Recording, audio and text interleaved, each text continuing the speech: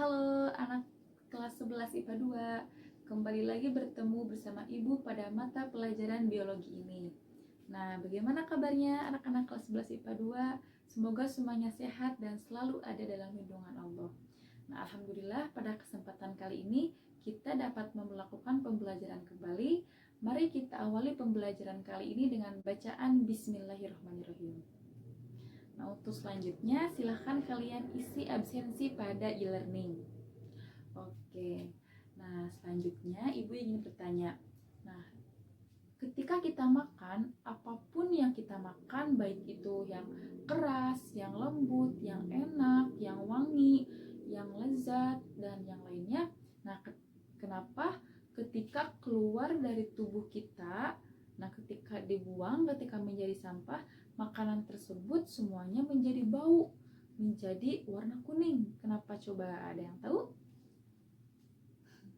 Nah, ternyata makanan tersebut dicerna oleh tubuh kita dan ada beberapa proses pencernaan yang menyebabkan makanan tersebut menjadi berwarna kuning ketika keluar dari tubuh kita. Nah,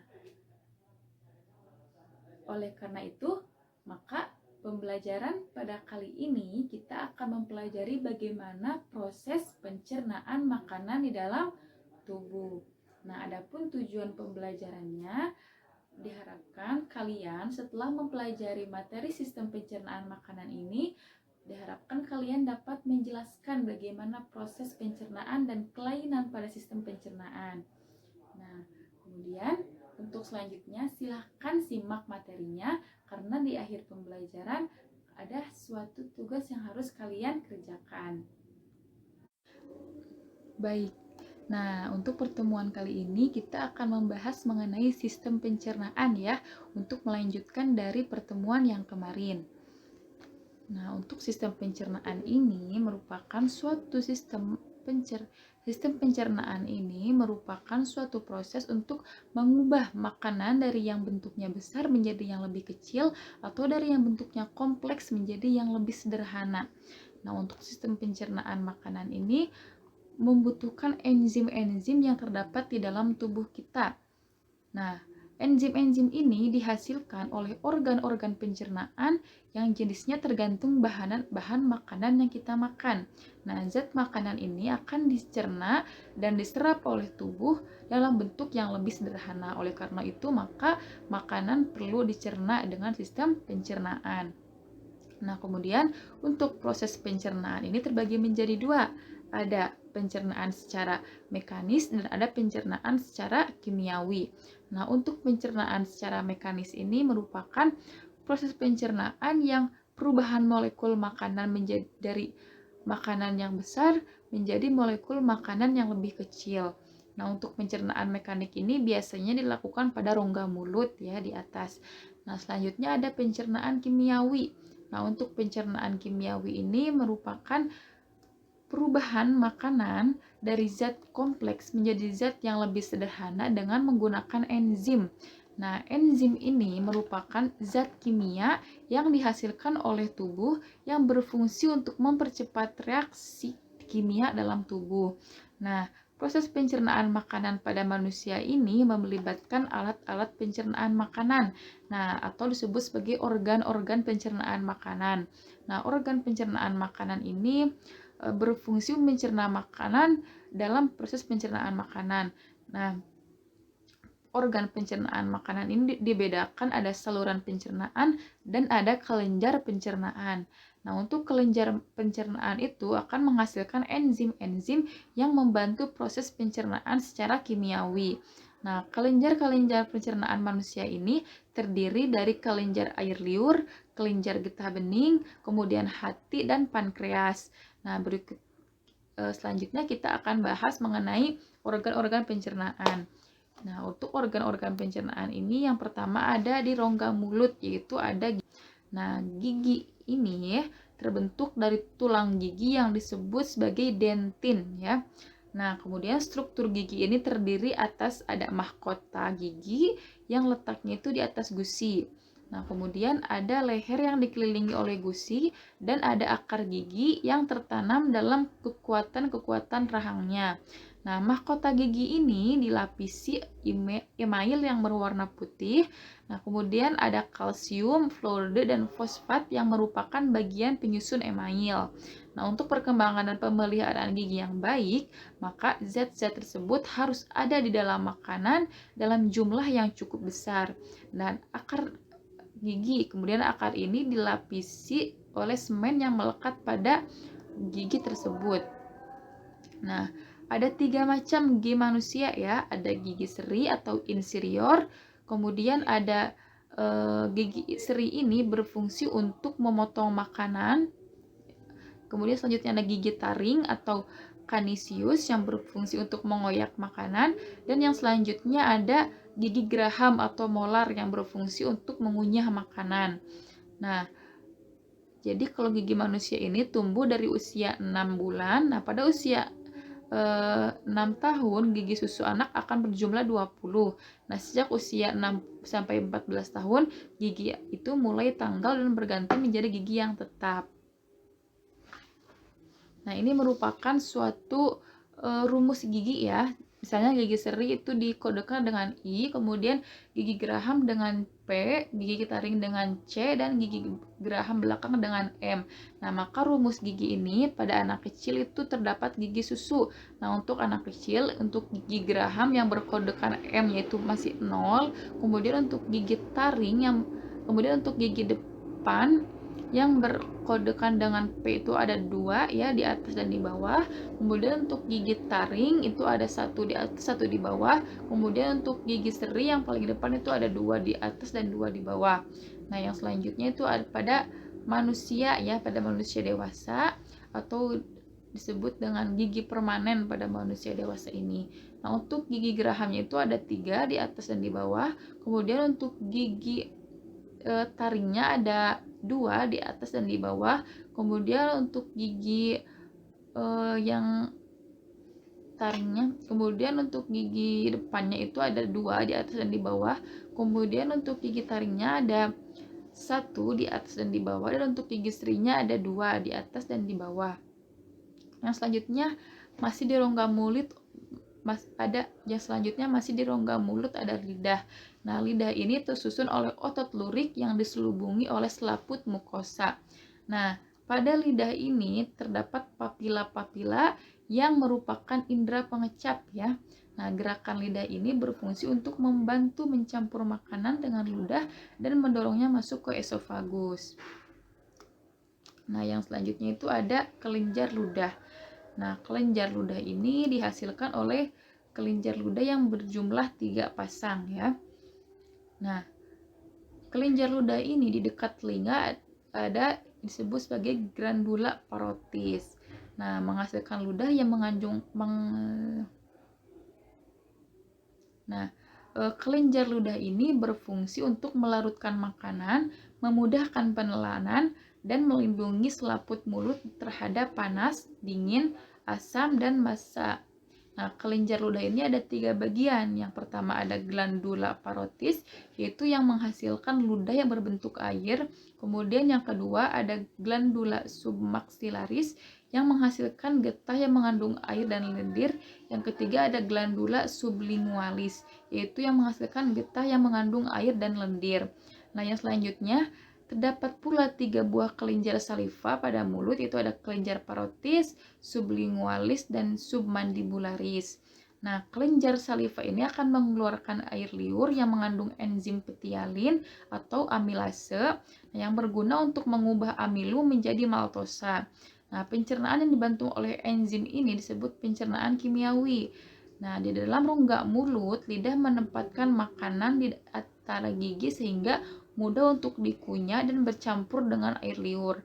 Nah, makanan ini kemudian dibentuk menjadi lembek dan bulat seperti bolus. Nah, kemudian bolus dengan bantuan lidah ini akan didorong menuju faring. Yang selanjutnya kita masuk ke esofagus atau kerongkongan.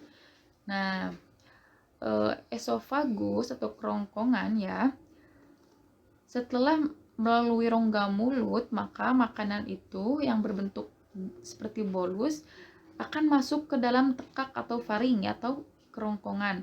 Nah, faring ini merupakan saluran yang memanjang dari bagian belakang rongga mulut sampai ke permukaan kerongkongan atau esofagus.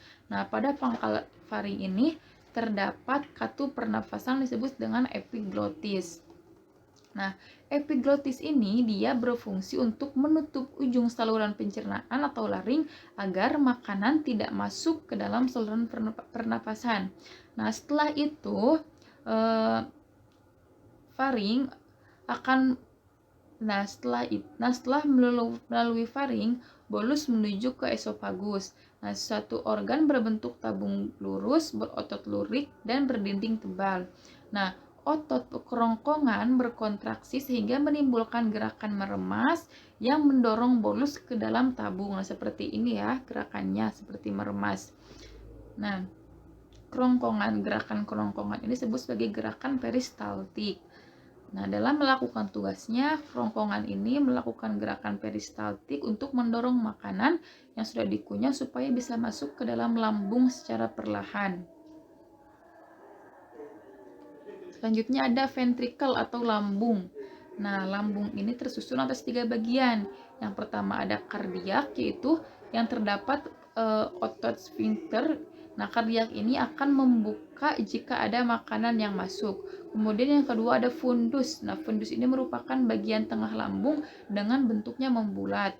Nah, kemudian yang ketiga ada pylorus. Nah, pylorus ini merupakan bagian bawah lambung yang berdekatan dengan usus halus. Di dekat pylorus terdapat sphincter pylorus yang dapat bergerak secara peristaltik yang sama dengan gerak pada esofagus.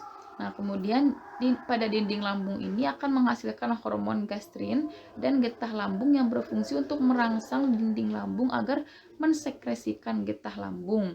Nah, di dalam getah lambung ini terkandung asam klorida atau HCl, kemudian ada enzim pepsin, lipase, dan ada renin. Yang selanjutnya ada intestinum atau usus halus.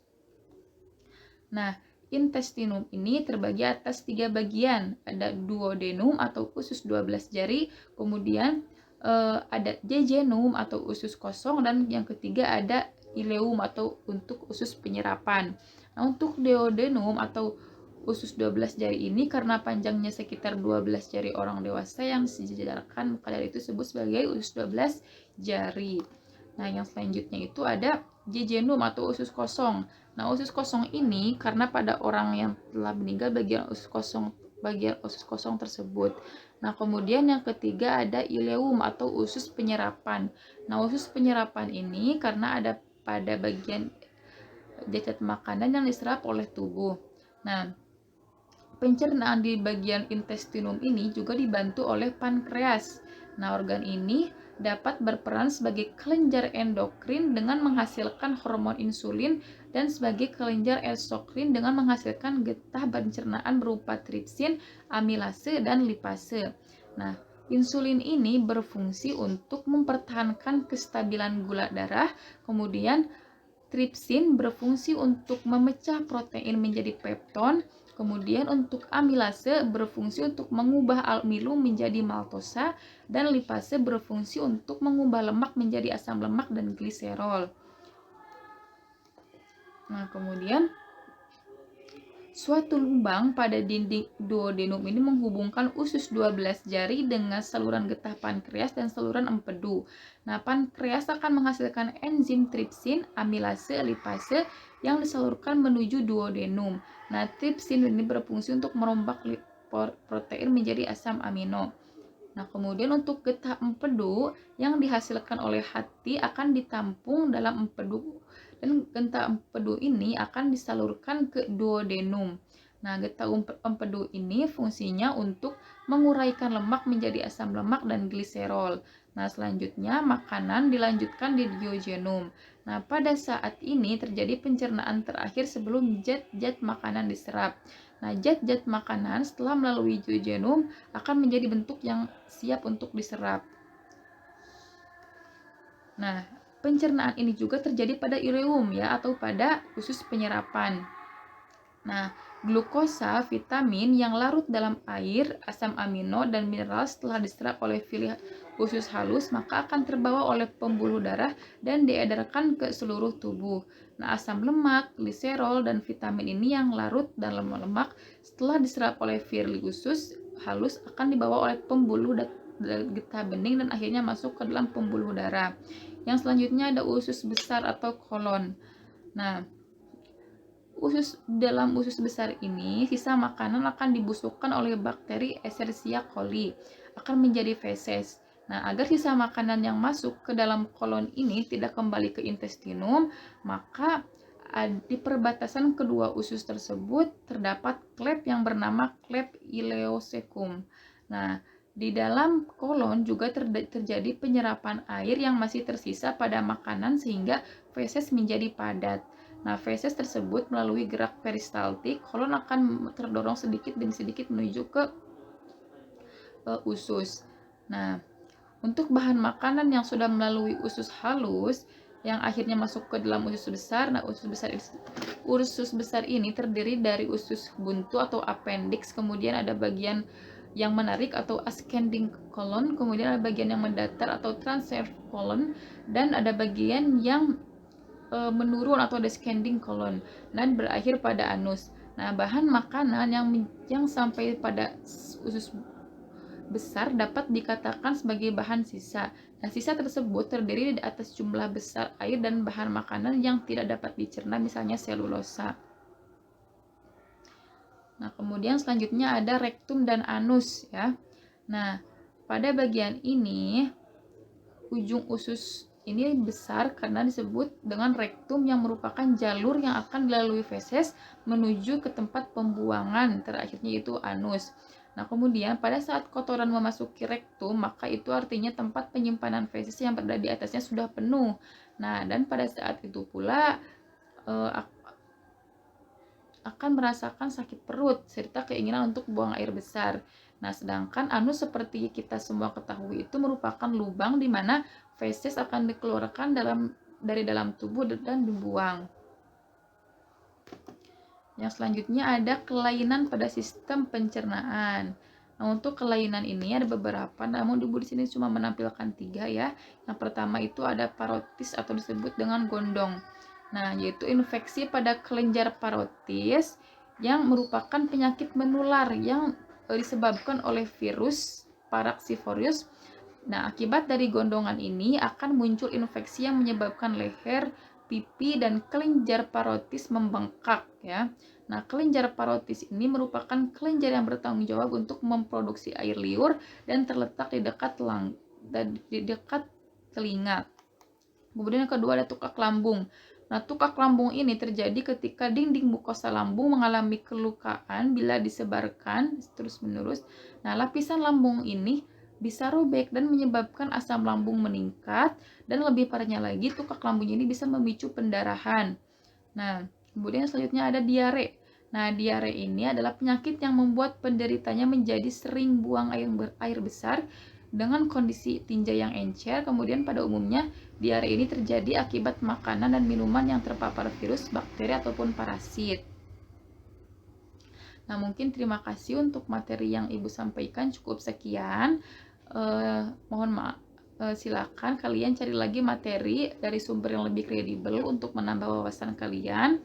Nah, terima kasih atas perhatiannya. Wassalamualaikum. Nah, baik, materi telah Ibu sampaikan. Untuk kesimpulan pada sistem pencernaan makanan ini, sistem pencernaan merupakan suatu sistem untuk merubah makanan dari yang besar menjadi yang lebih kecil atau menjadi halus, atau dari makanan yang kompleks menjadi makanan yang sederhana. Nah, sistem pencernaan ini terbagi menjadi 2. Ada sistem pencernaan secara kimiawi dan ada sistem pencernaan secara mekanik. Nah, untuk sistem pencernaan secara mekanik itu terdapat pada rongga mulut ya, oleh gigi. Nah, kemudian untuk sistem pencernaan secara kimiawi itu dilakukan di dalam perut ya, dengan bantuan enzim-enzim yang dihasilkan oleh tubuh kita. Nah, kemudian untuk organ sistem pencernaan ada beberapa. Di dalam rongga mulut itu ada gigi, ada kelenjar ludah, ada lidah, kemudian ada kerongkongan, ada lambung, ada usus besar, ada usus halus, ada rektum, dan ada anus.